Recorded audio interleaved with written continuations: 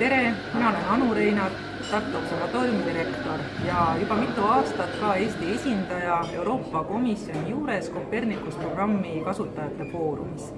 Ja mul on päris hea meel tõdeda, et Copernicus programm hakkab jõudma oma püsiteenuste alustamise faasi.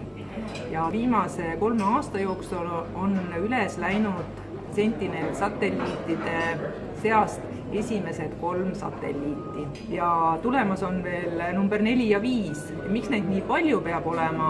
Eks ikka sellepärast, et igal neist on oma funktsioon. Saame kosmosest teha siis suure lahutusega pilte, mis asendavad senini peaaegu asendamaks peetud Landsat-seeria satelliite.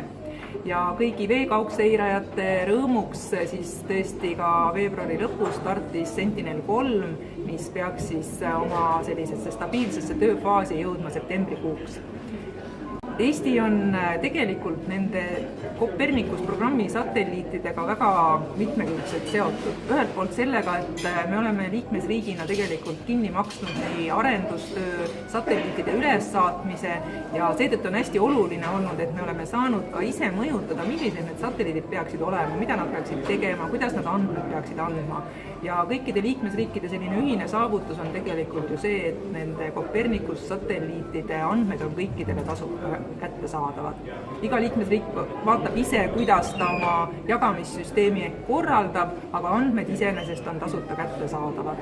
Ja see peaks olema meie just Eesti jaoks väga hea võimalus tasuta satelliidi andmete kättesaadavaks tegemiseks ja teenuste väljatöötamisel. Ja meid vaadatakse ikkagi väga tugeva partnerina, kes on võimeline pakkuma innovaatilisi infotehnoloogilisi lahendusi, et kaugseire informatsioon oleks inimestele, ettevõtetele, riigile kergemini kättesaadav ja paremini kasutatav.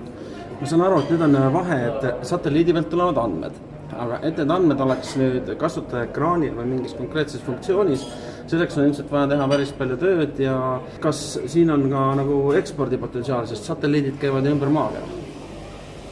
Jah, eks teenuste arendamine, mida me tahame Eestis teha, ongi hästi perspektiivikas praegu just selle poolest, et neid tulemusi on tegelikult vaja globaalselt. Ja sellepärast on ka oluline, et me oleme olnud nagu algusest saadik siin protsesside mõjutamise ja väljatöötamise juures, sest eks need head ideed tulevad ikkagi sellise töö käigus ja mida tuttav me teemaga oleme, seda paremaid lahendusi võime leida. Ja siin ei ole keegi meist 50 aastat ees, et me oleme teistega võrdsel stardipositsioonil. Sellepärast oli hästi uhke tunne, et just esmaspäeval 18. aprillil korraldas Copernicus mere tuumikteenuse avainfopäeva ürituse firma Mercator just nimelt Eestis. Ja see on tõsine tunnustus Eestile kui mereriigile, Eestile kui tuntud e-riigile ja loomulikult ka Tehnikaülikooli meresüsteemide instituudile, kes on My Ocean projektis olnud praktiliselt algusest peale ja näidanud ennast seetõttu ka väga kompetentse ja väga usaldusväärse partnerina.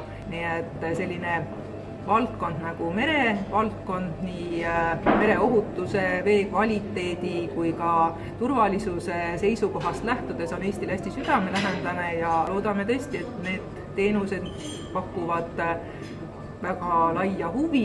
Kõik teame, et 70% maast on kaetud ookeaniga, nii et seda mereseiret on vaja igal pool üle maailma.